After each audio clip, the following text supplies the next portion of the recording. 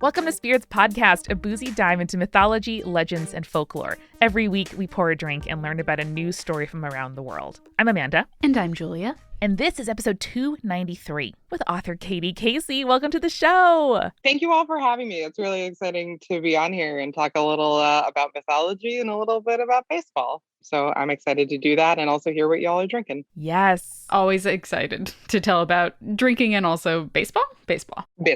We are so excited to have you for many reasons, one of which is that you're among my favorite romance authors.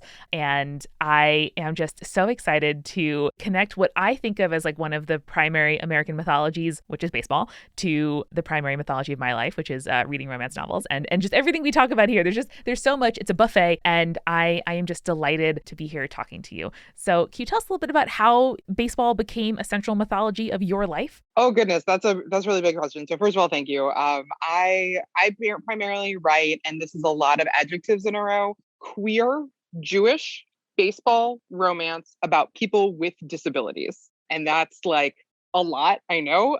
It's a very specific niche, but it's my niche. I feel like I've like feathered my nest there.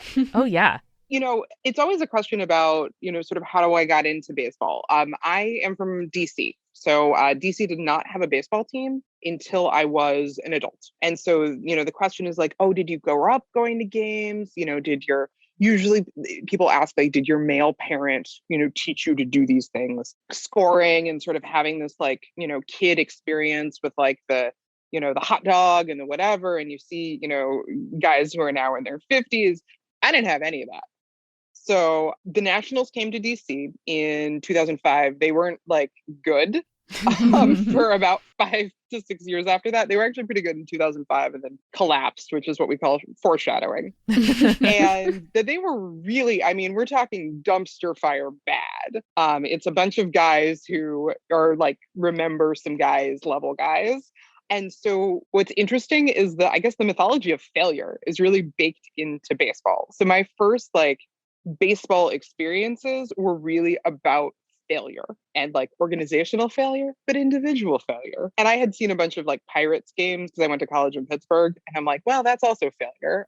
That was during their like postseason drought. But I think that that's really the place that it starts to occupy. And that's why maybe it does sort of occupy this place in the American imagination in particular of just like, this is a game where even the best people at it fail more than they succeed. And they fail a lot and they fail in big ways and they fail in little ways. And that sort of just like got implanted in my mind. Now, the Nationals then got better, which was, a better viewing experience. But like, it's sort of the Anna Karenina effect of like all happy baseball teams are sort of alike. But unhappy ones are a mess in their own ways. I love that line. And so I really write about and think about like, what does it mean for people at the edge of the game? Like people who are not superstars, who's like are sort of nibbling around the edge, who are clinging to it versus I love sports romance. I read a ton of sports romance, but a lot of it is really focused on guys who are like top of the game, superstars, mega celebrities. And I'm like, I want the guy who you're in the grocery store with and you're like, are you the backup catcher? Maybe? Could you just like put on a hat and like some very high socks and then I could really just like put you in the context that I might recognize you from? Yes. Basically, once they take off the hat, you're like, I don't know who this is. Someone made a Sporkle quiz of relief pitchers without hats, and everyone's like, I don't know. These are all the same white man. What are you doing? And these are like serious baseball people. Like these are like dudes who like write from baseball perspectives, people who work for teams, and they're like, I have no idea who this is. There's a reason that everyone's out there in numbers because you wouldn't be able to tell from a distance or even close up who they are. Yeah. Yeah, my spicy baseball take is the Yankees and the Red Sox and the teams that do not put the names on the back of the jersey. You need to. Yeah. You gotta. Yeah. I can recognize Tommy Canley as when he was a Yankee because he's recognizable in his body type. He's got a really big ass. Yeah. His nickname was Tight Pants Tommy. I didn't know that for sure, but I was like picking up what you were putting down from just your tone. So like, good job on that. I know this isn't going to come out for several months, but it's a big booty baseball week on the internet. Incredible. So if you all are not familiar with that, we can talk about that. But like, yeah, I think to grow the game, like put their names on the back of the jersey so anyone has any idea who this random 6 foot tall white dude with a bad haircut is. Yeah. My fiance has like a big brain take about basketball and why like personalities from basketball are so like imprinted in American consciousness. And part of it is because there's only 5 of them on the court from each team at a time.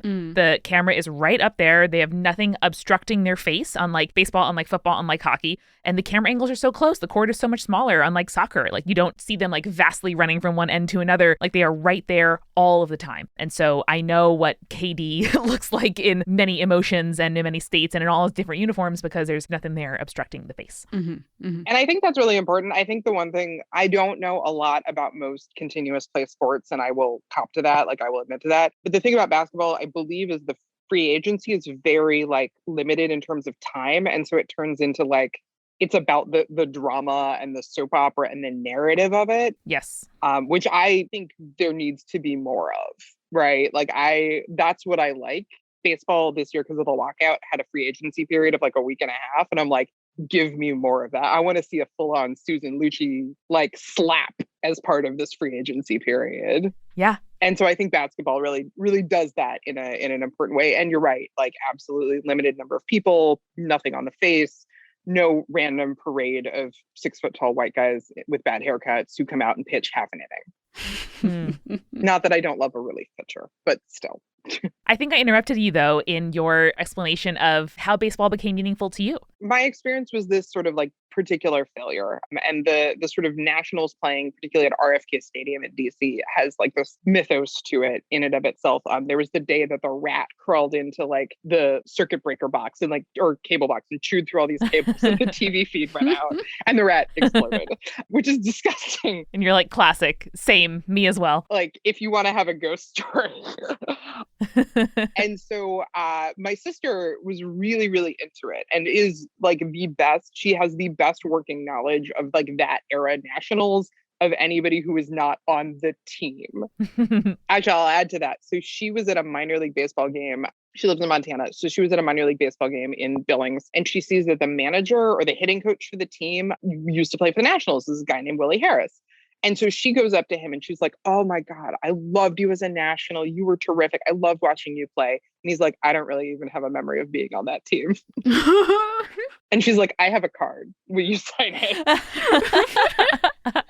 Incredible. So like that is sort of the place it came to occupy of this very like almost quasi-anonymized dudes sort of toiling away at this thing that they usually were not very good at. And I know I'm not selling that at all, but I don't know, something in my brain went, I want that.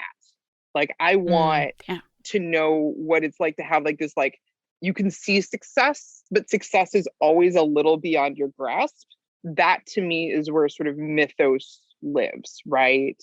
You know, this like Tantalus type figure, I think is really compelling. And that's sort of like what makes baseball to me very compelling. Of you can have these guys who are fantastically successful, but you also have this sort of like majority of them who, you know, success is there and they could aim for it, but like they just sort of scrape by it. And it's very, very temporary and it's very fleeting. And I think that that is sort of like, I don't know, it's very relatable. This feels like a modern version of Jason and the Argonauts, where it's like people had to compete to be on the crew of the Argonaut. But there are several members of the Argonaut that no one remembers.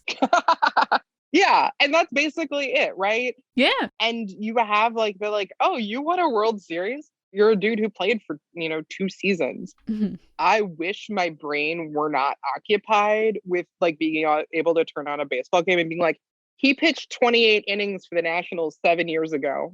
I was like, what was in my brain that got shoved over to be like, oh, I remember that guy. He was great when he was on the Nationals. He pitched 28 innings over 3 years. And so I think like there's this sort of Americanness to it that I think I did a lot of thinking after you mentioned sort of the mythology of baseball, of like what makes baseball sort of occupy this place in American mythology. I have some thoughts. I would love to hear y'all's thoughts about it. Yeah. It is really sort of like part of the national whatever in a way that maybe other sports are less so. Yeah. I think part of it might be because of like when baseball was at its height, it was like just becoming nationally accessible to people. And so you kind of create this like mythos of these certain players that you hear about on the radio who like you can hear the Brooklyn Dodgers playing a game while not in Brooklyn. And so these names kind of become these larger than life figures in people's brains. And this is also a period of time where like you have the Depression happening, you have the Second World War happening. And so not only are these like almost mythological figures or folkloric heroes, they also become this embodiment for what someone can achieve during a period of time that is extremely difficult for the country. I think there is totally a like historical memory of it. Like my grandfather who grew up on Long Island, right, and like around New York City in the 30s and 40s was the one who was taking me to, minor league games in Long Island. And it is that kind of Americana of, summertime, grass, hot dogs, beer, like selling pickup trucks. Like this is what I was taught that Americana is and Americanness is. And in thinking more in my adulthood about like what is the project of mythos building around the US and what we say America is, like there is the obviously incorrect and, fraught kind of narrative of the cultural melting pot salad bowl and everything is democracy, everything's from the people. Like there is no, king or royal family to root for. There is the illusion of being multicultural, even though it is in many ways a Christian country and people are othered who are not. In some ways, baseball, I think, stands in for that. And we can talk about kind of the ways that like the sport itself and the way it is played and the invention of it being, not soccer makes it particularly well suited to this task. But I think that without kind of like tribalism around the place where we are and states and state pride not really being a thing in a country defined as a federation, rooting for your baseball team kind of stands for like who you root for and what you root for. And it's a cheap game that you can play with a paper towel roll and like some wadded up newspaper. So that's kind of my thought around like how baseball stands in as American sort of statehood and bonding and nationhood and pilgrimages in a way that allows us to kind of preserve this illusion of not having an agenda as a country. Yeah, so I think it's really interesting you both. So first of all, like, yes, that is where my brain was at. So like, thank you for articulating that like so beautifully. It's interesting you both mentioned New York, right? So that New York is this like hub of baseball, which is true. And so I'm Jewish. I write about Jewish characters largely. This sort of like overlap between Jews, New York, and baseball is just like very strong. Obviously, we got, Sandy Koufax and all of that, but and Hank Greenberg and Mo Berg and like all of that sort of thing. But I think it's really important to like know the history. So for baseball, there's this myth that it's sort of like a Rose Field of Dreams style, right? That it's out in Iowa in the cornfields, whatever. It's an urban game. Yeah. Mm-hmm. And it is the urban people's dream of pastoralism is sort of how I think about it, right? They built streetcars and they built baseball stadiums to have people have some place to go on the streetcar, right? Yeah. So it was like go to exotic and pastoral New Jersey, right? Yeah, That's some good air. My grandfather was born in Brooklyn in 1903 and he was born in Manhattan in 1903 and they moved to Brooklyn for the good air. It's by the sea. See, you can see it. Yeah. And so I think that there's like this mythos of like Field of Dreams stuff of like white Christian farmers in Iowa who like are using broom handles or whatever. And you're like, this is an urban game played by people who live in cities. As you said, it's a paper towel roll and a wadded up, piece of newspaper. One of my books is called Unwritten Rules. It came out last October. It is about a gay Jewish baseball player who is hard of hearing. But part of that book, he plays a game called Vitia, which is it's a version of stickball that they play primarily in the Dominican Republic. And then there's a version they play in Venezuela. His love interest is from Venezuela. So they play this and it's literally a broom handle And these like bottle caps, they're like detergent bottle caps. They're big guys. People like are envisioning like the soda caps, but they're actually like pretty big. I mean, they kind of frisbee, which is kind of cool. But yeah, it's, sort of like the fundamental nature of the game is you need a stick, you need something to throw at a stick, and you need like 4 landmarks and you're done. Right? Yeah. You don't need Iowa. You don't need to put down your cornfield to give enough space to play. You need a couple of friends, a couple of objects, and a lot. Yeah, and the alleyway, right, or like the railroad apartment where you can play this can be of varying sizes. Something that I find so fascinating to this day is that like baseball stadiums, at least the sort of first wave of the ones that were built, just fit where they fit in the city. And like there are varying distances of what it takes to make a home run in different stadiums, to make a home run, to hit a home run in various stadiums. And like I find that so fascinating. Like we are not talking about regulation Olympic swimming pools or regulation football fields that can be built in, places where people are not already living.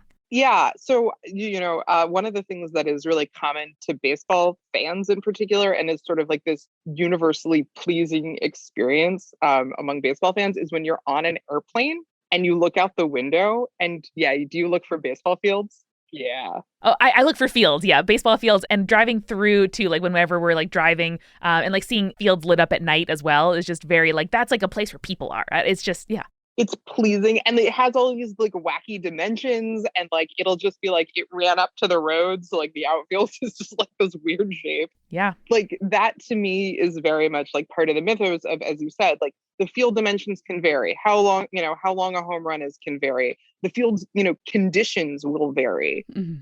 Yeah, and so it really is this sort of like urban people's finding of green space green or dirt space wherever it was convenient or is convenient, but has become part of this like everyone envisions a cornfield in Iowa of random white people mowing their corn down to have enough space to play ball. That to me is like an interesting tension. And I want to not diminish, like I write romance, so like my characters also smooch. I know that we're talking mostly about baseball. There is a healthy amount of like mouth in the books as well. Oh, yeah. And when you describe like, oh, yes, well, obviously I write about queer, Jewish, disabled baseball players, not a thing that I'd walk into a bookstore asking for, but reading it for the first time, I'm like, yes, of course, like good. Like I am very privileged to grow up in a world where these kinds of books are available and you had to write them. So like, thank you for doing that because I can look forward to one every so often that I get to enjoy. How has the experience of publishing romance and finding community, hopefully, among other romance writers and readers? What's that been like? Yeah. So if your listeners are not familiar with like what defines a romance novel, I always like to try to give a very brief definition of it because I think that people, for good or for ill, have like a real sort of like visual and impression of like what romance is. And that's fine. That's a fine imprint to work off of. But basically, there are 3 sort of tenets in writing a romance novel. It has to have a central love story. It has to have a happily ever after or happily for now, where the characters who are in love end up with each other and alive. The alive is very important. It is. And then the last one is actually, I think, one that sometimes gets left off the definition, but for me is very important. It has to have an optimistic ending in that characters have achieved what they set out to do. Not that they are morally good, not that they are, that the world is suddenly a fine and hopeful place, because we live in this society. Chuckles darkly, yeah. My main characters are queer, disabled Jewish baseball players. They have a lot of marginalizations. I don't end with those marginalizations going away, nor do I end with like baseball suddenly figuring out that like, let's be kind in structural ways to marginalize people, because organized baseball is not. But it has to have some kind of like accomplishment of goal. And I think that sometimes just gets left out of just like, oh, it's some people and they fall in love and whatever. And you're like, no. Like they set out to do something and they're gonna do it by the end. Much in the way that I think like a lot of fantasy books, if you're setting out to carry the ring into Mordor, you better throw that ring in a volcano at the end of it, right? And not like just bum a ride off an eagle. Yeah. I've never heard it summarized quite that way, and I so appreciate it because when I talk to people about loving romance, it's not just a love story, and lots of romances, you know, the things I remember are not even necessarily about the romantic interest or that central relationship. It's about like where this character was at in their career or their family life or like the, you know, the place they are in the world. Like it is the like mundane little hero's journey of our individual lives that really gets to be served up to us in a setting devoid of the fantastical, which I think is, at least for my flavor of nerd, that's the kind of stuff I was reading before. I was like, oh, like something about contemporary romance really scratches an itch for me and is also way gayer than the options I can get in sci-fi fantasy for the most part. I feel like queer fantasy is having a moment. Queer fantasy romance is also having a moment. I tend not to read a whole lot of it. I primarily read contemporary sports romance, which is not a surprise, but I'll read basically everything. So like I like historical. I love a ghost story. Like there's historical ghost romance is a thing. Yeah, and it's a thing. Fantastic. If you have some recommendations, I would love if you dropped them right here. Yeah. Whenever I see that, I slide it to Julie and I'm like, not for me, but for you.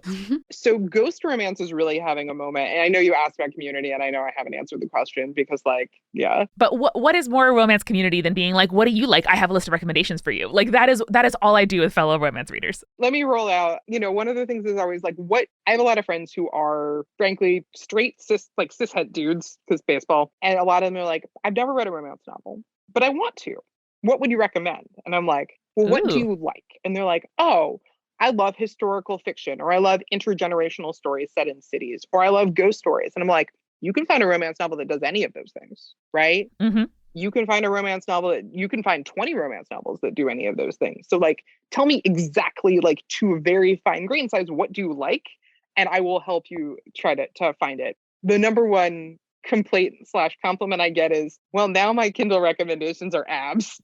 Yes. Just a sea of abs. Yeah. What have you done? I feel like I used to just read historical biographies and now I'm getting recommended abs books. And I'm like, my work is done. Thank you. Yeah. Diana Biller's goodness, The Widow of Rose House is a great one. Ghost story. Have you read it? I have. I highly recommend Julia do so. I'm literally writing it down right now. It's set along the Metro North train line here in New York. Oh, look at that. That is it's Gilded Age. It's New York. I love American set historicals. I love ghost stories. The opening chapter to that is maybe my favorite opening chapter I read last year. Like it has this really cool structure to it. Yeah, I recommend that one just every time. Jordan Hawk has a series of queer, sort of almost like Lovecraftian horror romance books with but they're very pulpy, and I mean that in like the best way. I love pulp. So I super recommend his books, and he's written a bunch of them, and it's all like same couple investigates whatever for like a series. So if you love X-Files Monster of the Week but historical and they're gay and they smooch, like that is for you. That is for me. I'm trying to think of other sort of historical ghost romances. I have not yet read, I know Cherish Reed just came out with a ghost romance that is contemporary. And it's like a paranormal investigator ghost romance. And that to me is just like, put that in my brain. Have you all seen Paranormal Home Investigations? No, but my joke is that they stole that from my husband because he's both a building inspector and also has the site. So if people are unfamiliar, this is a cult classic TV show done in Canada where they have like people who have like a home inspector. Maybe it's paranormal home inspection, not investigation. So they have a home inspector and they have somebody who has the site come in and like investigate what's going on in the house. And the person with the site is like, it's clearly ghosts. There's clearly like activity, blah, blah, blah. And the home inspector is having the time of his life. Is like, ma'am, your door's hung on wrong. Like, that's why it keeps opening and closing. You can see it's clearly unbalanced. Or like, you have trees outside your windows and you need to trim them. They're scraping against your windows at night when there's wind. My husband would be like, oh, you have a bad feeling when you go down to your basement? The wiring's wrong down there. That's why you're feeling those EMFs. Basically, yeah. And so the whole show, it is just delicious. And so I'm like, I want to read books that are like that set into that very micro niche universe. And I believe Cherish is set there. And I think there are a couple of others that are coming out that I'm just like snapping them up because I'm just like, this is so terrific. Incredible. I love that. I don't do a whole lot of monster stuff. Like, I know monster fucking is having its sort of heyday. That is something that a lot of people like. It is sort of in my, I don't love sun-dried tomatoes and I'm not a huge fan of monster fucking, but like, it's not a judgment thing, it's a taste thing. You know, yeah. Yeah. Not for me. And people seem to be having a really good time with it. But I love ghost stories. And so like that, the fact that those are having kind of a little mini heyday is making me very happy. And I've written a baseball ghost story. Well, there is no better podcast for you to talk about your love of ghost stories. What are some that you perhaps grew up with or that you love to think and talk about? Oh, that's a big question. So, it's interesting that the number one sort of piece of baseball media that people kind of are familiar with is a ghost story, right? It is. Yeah, Field of Dreams. Yeah. So Field of Dreams is a ghost story. So like there's this overlap between, I feel like, baseball and like the supernatural in ways that I just, maybe in Canada, there's a bunch of hockey ghost stories that I'm just not familiar with. Maybe there's like ghosts of like on soccer fields in places that are very soccer culture. But like that to me is like interesting that like we have, Field of Dreams. We obviously have like angels in the outfield, which feels weird to mention. But like there's this sort of like supernatural baseball fiction is just normalized. Yeah. The natural is sort of, it's not a ghost story, but it's definitely supernaturally, if you all are familiar with it. There's the movie and there's the book. So the book is, I want to say it's Bernard Malmud, who I grew up like reading a lot of his stories because Jewish. I feel like there's the book and then the movie has like this like weird dreamlike feeling to it, and there's like a lightning strike that may or may not be like driven by like this dude's bat being supernaturally blessed. And there's just like this baseball-y feeling of being this world and the next world being very close. And like maybe there's a bunch of that with basketball and I just don't know about it, but I haven't ever seen it. I have to say, like, I think something about the experience of attending baseball games, of, walking in from the denseness of a city, again, in most places, and you enter and then suddenly there is this, oasis, like a park, but no trees. Like, it's just open and it's just space. And this idea of like when you hit a home run, it just like goes and goes until it disappears. Like there is something kind of mythical about it, not to mention the sort of like elevation of folk heroes, the historical memory of like what this team was for my grandparents and what it is for me now, and just the passing along and ritualization. Like it is for so many people, they go to baseball like others go to worship, and there are the scents and the rising and falling and the chants. Like everything about it is ritualized in a way that I think makes complete sense that you would have a number of mythical tie-ins. Yeah, and I think like again, in sort of when you asked me about this, I just like my brain started turning. Americans are very, at least like macro cultural majoritarian Americans are very time bound, right? Something starts at 1 p.m., you're there at 1 p.m. Yeah. I'm Jewish. We are event-based people, not time-based people. So like, how long does something take? I don't know. It takes one wedding's worth of wedding, right? As opposed to there's a clock and it's counting down and we're all very punctual. And baseball is one of those things that you have like this experience of not being time-bound, right? The game goes as long as it needs to, right? True. There's no like, oh, it's, down to the last few seconds, which can itself be really compelling. Like there's no such thing as really there's a walk-off home run, but there's not a buzzer beater in baseball. And so I think that also lends to sort of like the dreaminess, the mythos, the sort of, you can see ghosts hovering, you can see sort of ritualization of, as you said, of folk heroes and stuff like that. And I think that just kind of lends itself to it and just makes for excellent ghost and myth and folklore kind of stuff. I'll do another book recommendation. There's a graphic novel called The Golems' Mighty Swing, if you all are familiar with it. No. It is set in, I want to say the 19 teens or 20s during like the barnstorming era in baseball. So this is when teams went around and like that's mythy, right? You're like on a bus and you're traveling and you're sort of like appearing. And a lot of the record we have is from these old newspapers recording sort of like this guy came in and pitched 6 innings and then all of a sudden he was over in the next town. Oh, wow. And there's these like mythical figures that kind of pop up during the barnstorming era. Also, Americans love a like road tripping folk hero. Like, let's think about Paul Bunyan. Let's think about Johnny Appleseed. Like, we've dived into these figures before, but there is a like kind of wandering aspect to it that Americans love in our folk heroes. Yeah. There's a guy named John Donaldson. He was a black pitcher in the barnstorming era in particular. He's the guy who Satchel Paige said taught him to pitch. Wow. Yeah. And there is a whole like society of people, like this whole community of people set about reconstructing where he was, when he was, how he pitched from newspapers, and both sort of like during the micro newspaper era, but also because he was black, a lot of the sort of like height of the black press in the US at the time. And so there's this whole society of people like kind of reconstructing his life from just these like box scores. Wow. And he just, every story about him is a little larger than the previous story. Like, again, if you teach Satchel Paige how to pitch and, that sort of thing. And so, yeah, it's this, like, as you said, Johnny Appleseed like figure, but it's a real dude who we can sort of follow around. And, how good was he? Well, they didn't have like speed guns. We don't know how fast he threw.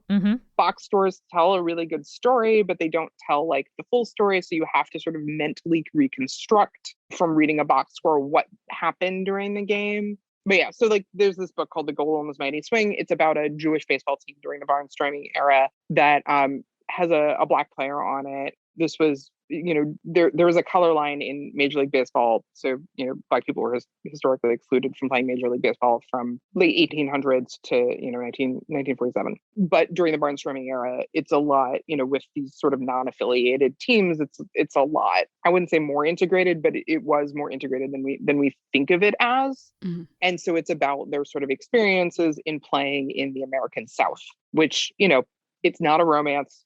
I'm going to say that like there is, I wouldn't say graphic depictions of violence, but there is violence mentioned as part of the story. But it's really an interesting sort of like, you get this myth-making era of sort of roaming around and being able to sort of like subscribe to this mythos during this specific period of time. But it's a lot of based on real people who really existed and really did these things, which is kind of neat. That is neat. I love that. I am going to go order that book from my local independent bookstore in the kitchen as I grab a refill. So, Julia, why don't you join me and we'll be right back. Sounds good. Hey, this is Julia and welcome to The Refill. I made fresh pesto with basil from my own garden and it's incredible and I'm so happy to share it with you all. I'm especially excited to share it with our newest patrons, Chibi Yokai, Lily, Logan, and Cassandra. You join the ranks of our incredible supporting producer-level patrons like Alicia, Anne, Daisy, Fruity Chick, Hannah, Jack Marie, Jane, Jessica Kinzer, Jessica Stewart, Kneaselkins, Lily, Little Vomit Spiders Running Around, Megan Moon, Phil Fresh, Rico Like, Captain Jonathan Malachi Cosmos, Sarah, Scott, and Zazie, and of course, our legend level patrons who all have beautiful gardens that have herbs that they can use in dishes that they can then serve to their friends. Oh my god, I'm so jealous. Ariana, Audra, Bex, Clara, Iron Havoc, Morgan, Mother of Vikings, Sarah, and Bia Me Up Scotty. And if you'd like to join our Patreon and get incredible rewards like recipe cards for cocktails and mocktails for every episode, you can do that by going to patreon.com/spiritspodcast. Joining the Patreon allows us to make this show possible, and we are so incredibly thankful for everyone who joins. I have been absolutely loving my new hammock where I can go out during my lunch break, eat a little lunch, lay out, and then read a book. And the book that I've been reading lately is a recommendation from one of my cousins, Chris, and it's called The Last Sun by K.D. Edwards. It's all about like a new Atlantean society that's based on tarot cards, and the way that the magic and the magic system is set up is really, really cool and interesting. Check it out. I'm pretty sure it's part of a trilogy that is The Last Sun by K.D. Edwards. Really, really good stuff. And speaking of both cool magic systems and fun things to do, you need to check out Join the Party. Join the Party is a D&D actual play podcast with tangible worlds, genre-pushing storytelling, and collaborators who make each other laugh each week. They welcome everyone to the table, from longtime players to folks who have never touched a role-playing game before. You can either start with Campaign 1, which will both teach you how to play D&D and is a dose of classic high fantasy basic gameplay, or you can start with Campaign 2, which is D&D mechanics in a modern superhero-centric setting. Or if you want to learn how to play something like Monster of the Week, we're currently doing a Campaign, which is a Monster of the Week campaign set around counselors in training at a haunted summer camp. Trust me, you're going to love that one. So what are you waiting for? Pull up a chair and join the party. Search for Join the Party in your podcast app or go to jointhepartypod.com. Now, I talked about spending time in my backyard on my hammock, and one of the things that I love about summer is getting to show off my healthy, smooth, glowing skin, and part of it is because of how much I am loving my products from Osea. Osea skincare and body care products help you get your skin ready for every summer look. I personally love their body oil and I use it as part of my daily routine every time I get out of the shower. And it's like seaweed infused. It helps make my skin look all smooth and nourished and glowing. And I think it's like the perfect addition to anyone's body care lineup for summer. It is so, so nice. It is rich. It is never greasy. It is luxurious. And it has this like beautiful scent of sunny citrus and notes of sweet passion fruit. Oh my gosh, I feel like I smell like a summer dream. It is fantastic. So you can find your new skincare and body care favorites at OseaMalibu.com and get a special discount just for our listeners. So get 10% off your first order site-wide with promo code SPIRITS. You'll get free samples with every order, and orders over $50 get free shipping. You're going to want it all. Go to OSEAMalibu.com, promo code SPIRITS. So I've recently moved to a neighborhood where they actually come and pick up your recycling for once, which is incredible. But I was feeling a little overwhelmed by the number of plastic bottles and containers that I've been throwing into our recycling bin. So I want to pose to you, have you ever thought about purchasing more eco-friendly products, but you didn't know where to start? Or maybe you've tried a few green products, but you found they were like pricey or ineffective? If you've answered yes to any of these, you have to check out Blueland. They are on a mission to eliminate single-use plastics by reinventing home essentials that are good for you and the planet. They use a tablet refill solution that takes up 10 times less space than a traditional bottle, and their powerful formulas keep your home clean and smelling amazing. The refills just start at $2, and you don't have to buy a new plastic bottle every time you run out. So you can even set up a subscription so you never run out of products you use the most, and you can save even more when you buy in bulk. I highly recommend their Clean Essentials Kit, which has everything you need to get started. They come in these incredible signature scents like iris agave, fresh lemon, eucalyptus mint, and they also, for a limited time, their hand soap is getting a summer upgrade with these 3 refreshing new scents. Strawberry rhubarb, yum. Citrus patchouli, yes. And coconut palm, oh, the summer vibes. I love my Blueland products. Not only are they beautiful, the bottles are just gorgeous, but also they keep my house smelling and looking so incredibly clean. I know Amanda's talked about how she loves cleaning her sink now.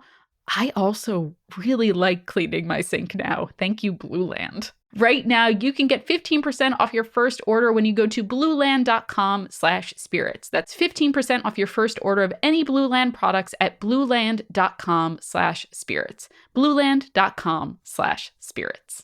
And now a word from our sponsor, BetterHelp. How we care for our minds actually affects how we experience life. So it's super important for us to invest time and care into keeping our minds healthy so we can have better, fulfilling lives. I find the best way of taking care of my brain is by going to therapy and talking to a therapist. It's really, really important to me that I have someone who will listen to what I have to say with an open mind. And honestly, I have had so much luck using BetterHelp online therapy. BetterHelp allows you to talk to your therapist on video or on the phone or even in live chat-only therapy sessions, so you don't have to see anyone on camera if you don't want to. And it is so much more affordable than in-person therapy. A nice part, too, is you can be matched with a therapist in under 48 hours, and you can switch therapists at any time, which is not how normal therapy usually works. And our listeners get 10% off their first month at betterhelp.com/spirits. That's betterhelp.com/spirits. Check it out. And now let's get back to the show. So, Katie, one of our favorite questions to ask anyone who joins us on the show is, what's your favorite cocktail? So I will confess, I am not much of a cocktail drinker. I have the alcohol tolerance of somebody who is Ashkenazi Jewish, Fair enough. to say not. But I wrote a little story for an anthology called Love All Year, which is a bunch of like little romance stories, like novelette length, set around various holidays. And part of that book included a Manischewitz cocktail. Brave, bold. So I mentioned a Manischewitz cocktail in my story, and everyone's like, well, you have to make it now. And I'm like, no. Must I? No. So what'd you do? So first of all, if folks aren't familiar with Manischewitz, it's like grape juice, but sweeter. It's like, I don't know, somewhere between a wine and a syrup. I would say not a craveable taste. Like if you've ever had like Ribena but didn't dilute it, that's what you're approaching. So I had a friend who once tried to get drunk off it, and he's just like, my stomach hurts. Oh, no. You have a hangover before you get drunk, I would say. Yes, I would say that you get a sugar hangover in particular. So I got a bunch of like lemons, limes, orange, like peel. I made a simple syrup, believe it or not, to put in Manischewitz, but I boiled it with a bunch of the citrus peels to like get some bitterness and some palatability in there. So I combine it with that. I combine it with some of the juice from those various citrus fruits with Manischewitz and just a lot of crushed ice. It was delicious. Ooh, love it. Okay. I love that for you. Yeah. You could add rum if it made you happy. I could also see like a gin and tonic type thing where the sort of like sweetness of the Manischewitz kind of gives a flavor that tonic would, and then you just use like, seltzer. I actually did put, unflavored seltzer in it as well. There you go. Because I'm Jewish, and that is a thing in my house at all times of like cans of store brand unflavored seltzer. I was like, oh, the cry is so fancy. Like, I just want diet brand 99-cent seltzer. But yeah, it was actually really tasty. It tasted like sangria if sangria didn't get you drunk. Fair enough. That's pretty good. So if you're going for a very low alcohol cocktail, it was delicious. So think about that for Passover if anyone would like to do that. There you go. So Katie, I have a question about sports superstition. I know sports in general has a lot of superstition, especially for fans and for like teams in general. I know in my household, my dad has like 2 little Yoda statues that we're not allowed to move if the Islanders are playing a hockey game. Also, there is a running joke in my family, which is none of my dad's teams have ever won their championships since he got married to my mom. And he's like, I don't blame you, Diane, but I just wanted to point this out. Oh, no. Oh, Diane. So Diane's a little bit of a curse in the family. She's not allowed to enter the room if they're in a playoffs and like there's an important game coming because she's done that before and then they like immediately lost. And my dad is like, what? You knew this was going to happen. You're putting reverberations out into the universe and you don't understand the consequences. Yeah. Right? Yeah. One time, just as an aside, I want to say the Mets were in the World Series because my dad's a Mets fan. And my mom was watching in one room and my dad was watching in another room. And for some reason, there was a delay on the TV that my dad was watching and not a delay on the one that my mom was watching. And he just heard her gasp loudly. And he's like, what? And then like immediately after the other team scored a home run. And he was like, Diane, we can't keep doing this. The Mets are cursed enough. Yeah. That was kind of my question. Like there are some like extremely famous curses, for example, like the curse of the Bambino is a huge one. Where do you think the kind of superstition and folkloric nature of like sports superstition comes from? So I think that there's like this relationship between players and fans that is just, in sports, it's when you're at a really good concert, you kind of feel that way, that like membrane between you two is like very transparent and becomes like less and less permeable, and really good performers will have sort of the illusion of removing it without the actual removal. I will say, so there's a writer for Baseball Prospectus, a guy named Patrick Dubuque, who's one of my favorite baseball writers, and his tribute to Felix Hernandez, who is a tremendous pitcher for the Seattle Mariners, and his tribute to his last game in particular talks about that sort of like Felix Hernandez never pitched in the postseason. The Mariners during the time were thoroughly mediocre except for him. But he had this like effective, this removal of that barrier between himself and his audience. And so I think that that's maybe where the superstition comes from. The Nationals, I don't know if anyone heard, won the World Series in 2019. Hey. In epic, mythic fashion. So the sort of like recap was they were really bad at the beginning of the season. They accomplished the like best comeback in baseball history to just like barely scrape into the postseason as part of a wild card team. They then got home field advantage, which was a big deal. Won the wild card game. And again, I was there and it was amazing. Oh my God. In like mythic fashion. And then went on to just all sorts of stuff happened during that run of the postseason.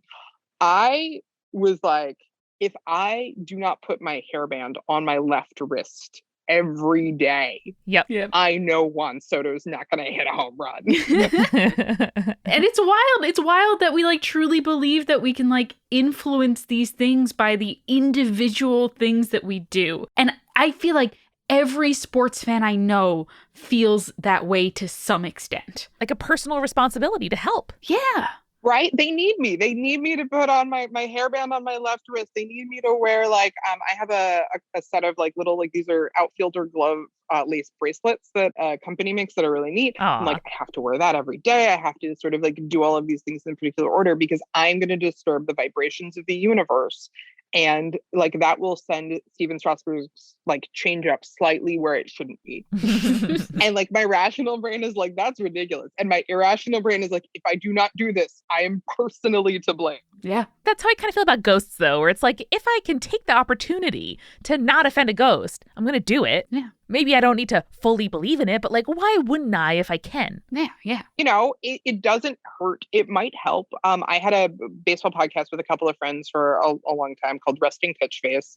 And one of the things that we did was like ritualistic spitting noises. So which is like this like Ashkenazi old country way of like you hit the evil eye, you're trying to divert the evil eye away from you. I'm assuming people are more or less familiar with that as a concept, but like I would never say the Nationals are going to win today without immediately doing a Yeah. Because like I have drawn the ire of the evil eye onto like poor little Josiah Gray, who's just out there trying to pitch. Absolutely. He did a great job yesterday, but like that sort of thing is just so endemic to it. And I think it is because this illusion of there's no barrier, right?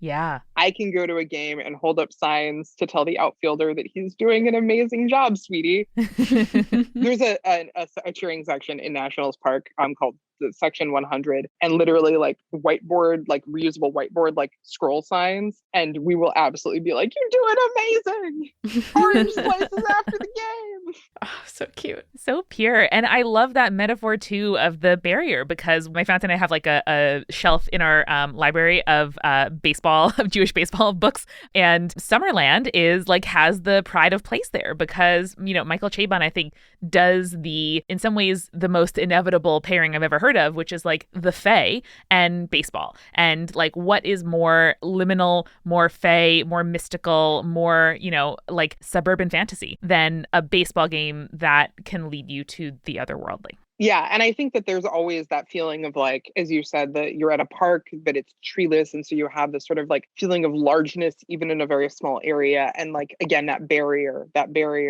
to sort of like the infinite is a little thinner, which sounds really weird if you're like, I just am here to yell at the Mets to do better.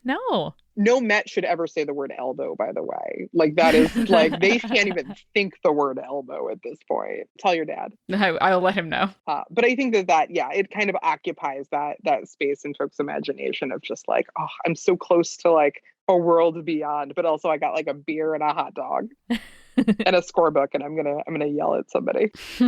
I think that's a really great transition into the last thing I want to talk to you about, which is a amazing article you published in Alma, shout out to Alma, in 2021, all about doing romance Jewishly, where you talk about romance. We love our initialisms, and so do Jews for that matter, and talking about the TKO, this tikkun olam of it all. Can you talk a little bit about, like you were saying earlier, we're not ignoring oppression, right? We're not ignoring systemic bias. We're not ignoring the fact that like life is difficult and more challenges are going to come up. So how do you approach optimism? How do you romance Jewishly? I want to make sure we have space to talk about that in this episode as well. So first of all, we're in like a heyday of Jewish romance right now. And I think people don't necessarily know that. There's an article that came out in Feller a couple of days ago that is just like a catalog of Jewish romance.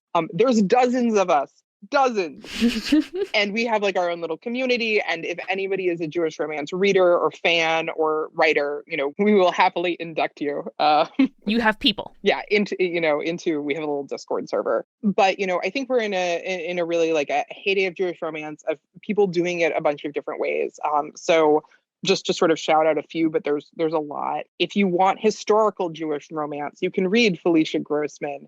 You can read Rose Lerner. If you want sort of contemporary, very like sweet Hallmark movies, but with a little edge, you can read Stacey Agdern. If you want queer Jewish romance, and Jews and queerness operate in different ways than Christian macro culture and queerness. There's a whole bunch. So there's Jeanette Alexander's I Kissed a Girl. And then there's, I will give a shout out to Roz Alexander's Matzah Match, because it is a Passover themed high heat lesbian romance. And it is tasty. I saw that, I think, on your Insta story. And I was like, don't need yeast. This is all I got. Like, it was great. How do I put this? That contains the line, I built this table and now I'm going to fuck you over it. And I'm like, woo! This is my heritage. I was like, my hair caught fire. I was like, Roz. They were like, how dare. And I was like, no, I want more. And they have a whole series of like holiday themes, like primarily FF Jewish romance, but with some non-binary characters as well thrown in there. Again, whatever you want, we can make a Jewish version of that happen. But one of the things I really think about and write about is like, I don't think that an optimistic ending means the end to all marginalizations. And I don't like end everybody clapped endings particularly. Mm-hmm. I want to be conscious of a reader when they close the book, that they have to go back to the world as it is. Yeah. And so I do try to have optimism. I do try to sort of show a progression. I love things over long time periods. So Unwritten Rules takes place in like 2016 and 2019. Technically, you can sort of pick it up from the book. It's not actually like specifically named, but like the world was different in those 2 years. At one point he's sort of like, gay marriage was just, legalized by the Supreme Court in 2016. Like, I think that's something that is even now forgotten-ish, of like, oh, it's been around for, no, that was 2015. It was May 2015. Yeah, no, it feels like it was 20 years ago. That's not very long ago. And so the main character is really operating under a world in which he grew up, where he couldn't get married legally, that, even though Jewish homophobia is different, like there's no hell, so you can't be damned to hell. But like, there's this very like strong heteronormativity of like, you will get married, you will have babies, that he's sort of like denied because he also wants to play baseball. And so there's sort of all of that. And like, you have to be sort of conscientious of the world as it is, but still try to find like a very small place in the universe for your characters to say, but I want to make this a little better, right? I want to just like maybe inch along a little bit, mostly because like writing about massive structural change turns into like a manual. And you're like, I don't necessarily think that that's accomplishable in a realistic way, and have the reader close the book and say, oh, well, the world still kind of sucks. But I wanted to give him like a little like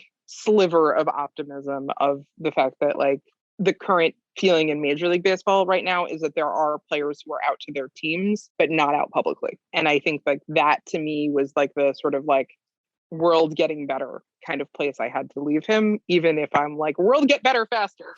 Yeah.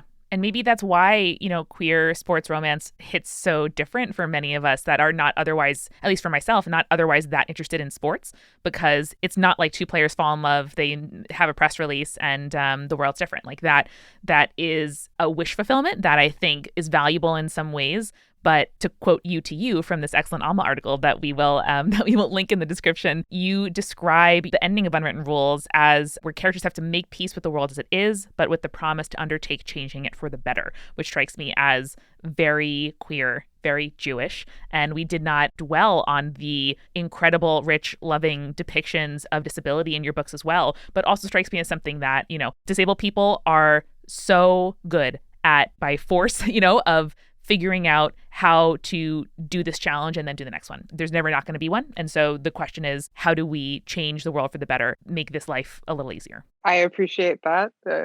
Thank you. I'm glad that was meaningful to you. I'm sort of the place of I see things in baseball getting better. And that to me gives me a lot of hope, even if the world around us is that hope has to be a practice and a habit at this point, because like there's a lot of shit out there that's not. Yeah. I'll pick on one thing just because I've seen it really change in the last year. So one of the big things that's happening in baseball right now is working conditions for minor leaguers are significantly changing, and that there's a lot more attention paid to it now than there was maybe even 5 years ago. I'm wearing my little Unionize the Minors shirt. Woo. Yes. To be thematic. But I think that is one of those places where I'm seeing, again, it's every victory has to be celebrated because it's inherently incremental, but you're sort of seeing like an inching forward of progress for a bunch of people working really hard collectively. Mm-hmm. And I think that to me is really just like, I don't know, heartwarming is condescending. It's nice.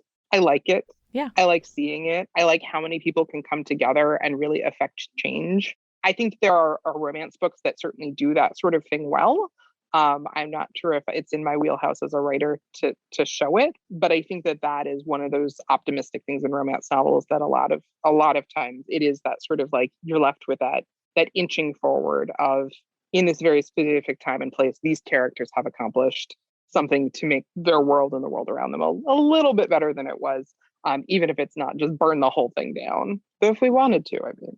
Wouldn't be so bad. So beautiful. I'm trying to think of a good per K vote joke. I can't quite come to it. Well, so I always pick on the sort of like you're not obligated to finish the work, but you are obligated to undertake it, sort of from Pure K vote. This is like a teachings of the rabbis, sort of like document, if folks are not familiar with it. The next line on that one is always, you are obligated to pay your fucking workers. It is. And so like there's a lot of like, okay, yeah, absolutely. You are obligated to undertake work and pay your fucking workers. So I maybe yell at that on Twitter sometimes, Jewishly. Yeah, I think the real spirit of baseball is union halls in cities. That feels about right. Yep. I would love to see some union baseball teams. I mean, the MLB is unionized, but I would love to see like ALU have its own baseball team. Would be cool. I could talk to you for hours. Thank you so much for taking the time. Can you please let our listeners know where they can dive into your work and follow you online? Sure. I am KD Casey Writes on all platforms. So Twitter, Instagram, Facebook. That's my website and my email at Gmail. So please come hang out. I love to talk about baseball. I love to talk about smooching. I think that there's a lot of folks who you will find community with if you enjoy baseball and smooching. So yeah, come hang out. Awesome. Thank you so much, Katie. And whether you are in the middle of an Iowa field or in a metro area trying to play in an alley, stay creepy. Stay cool.